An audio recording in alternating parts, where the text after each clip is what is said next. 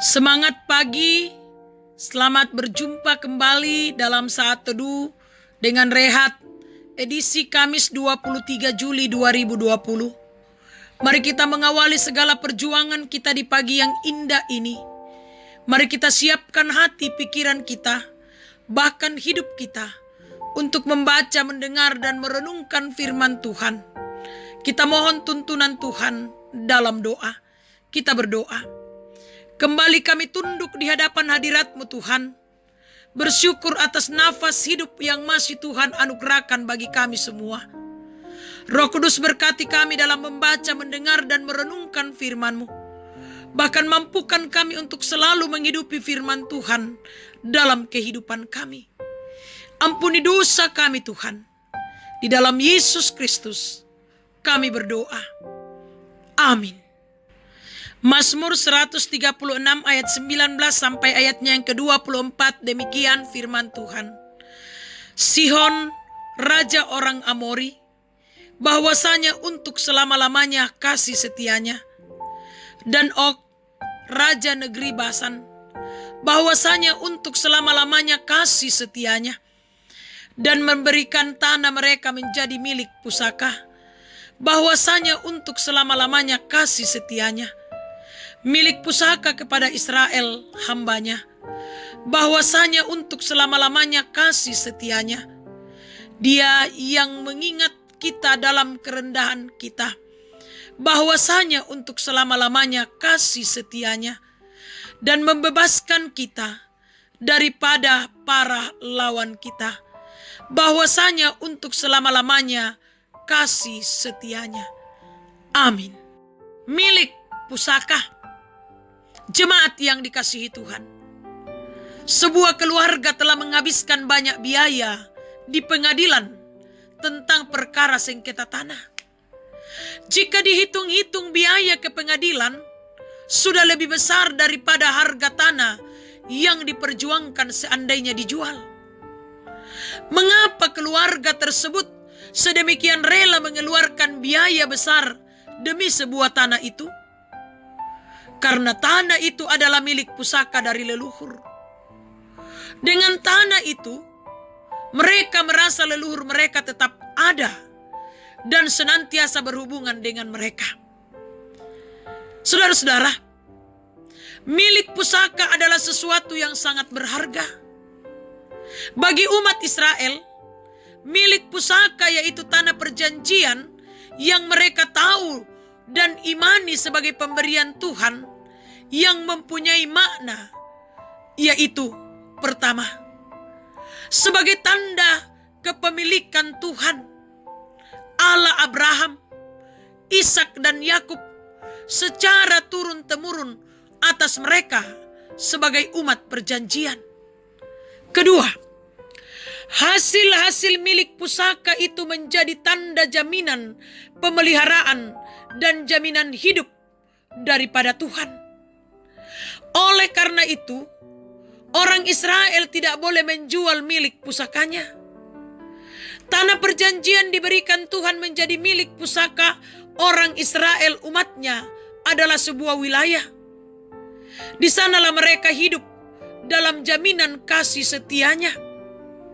Di sana umat dimusuhi oleh bangsa-bangsa sekitar, seperti orang Amori dan negeri Basan. Namun dengan kasih setianya, Tuhan senantiasa membebaskan mereka. Jemaat yang dikasihi Tuhan, milik pusaka orang percaya adalah Yesus Kristus, anak tunggal Allah yang diberikan kepada semua manusia yang telah berdosa. Melalui Yesus Kristus manusia ditebus menjadi milik kepunyaannya. Dengan menerima dan memiliki Yesus Kristus, orang percaya memiliki jaminan hidup. Bukan hanya hidup di sini, di bawah kolong langit yang sementara ini, tetapi memiliki hidup kekal. Amin.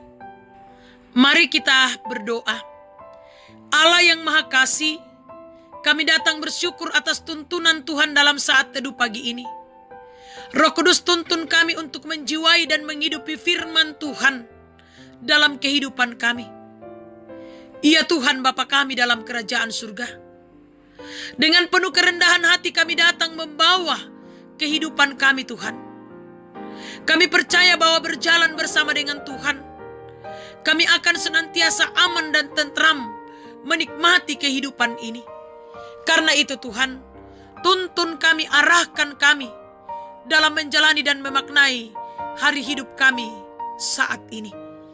Iya Tuhan, kami berdoa buat juang karya kerja usaha dan rencana-rencana kami. Tuhan berkenan memberkati semuanya, sehingga membuahkan hasil yang baik. Demi kelangsungan hidup kami memuji memuliakan nama Tuhan, dan menjadi saluran berkat. Bapa yang Maha Kasih dalam kerajaan surga, kami percayakan anak-anak dan cucu-cucu kami ke dalam tangan-Mu Tuhan. Lindungi mereka. Biarlah ya Allah, mereka senantiasa dalam keadaan baik, sehat, bahkan bersuka cita mengangkat segala tugas tanggung jawab mereka. Baik itu harus dilakukan dari rumah. Ya Bapa yang Maha Kasih dalam kerajaan surga, kami berdoa Tuhan, buat orang tua kami, saudara-saudara kami, kekasih-kekasih kami. Tuhan tuntun, Tuhan sertai mereka dalam kehidupan ini. Kami berdoa Tuhan, menyerahkan ke dalam tangan pengasihan Tuhan jemaat-Mu, majelis gerejamu, pengurus organisasi intragerejawi. Tuhan pun tetap memberkati mereka dalam kehidupan dan pelayanan mereka. Pemuda-pemudi-Mu Tuhan dimanapun mereka berada, Tuhan jaga, Tuhan lindungi mereka, sehingga mereka pun semua selamat sentosa menjalani kehidupan ini. Kami berdoa Tuhan, menyerahkan ke dalam tangan-Mu Tuhan jemaat-Mu yang dalam pergumulan karena sakit penyakit. Pulihkan dan sembuhkan mereka. Kami berdoa buat yang lalai, ingatkan. Kami berdoa buat yang berduka, hiburkan dan kuatkan serta topang mereka.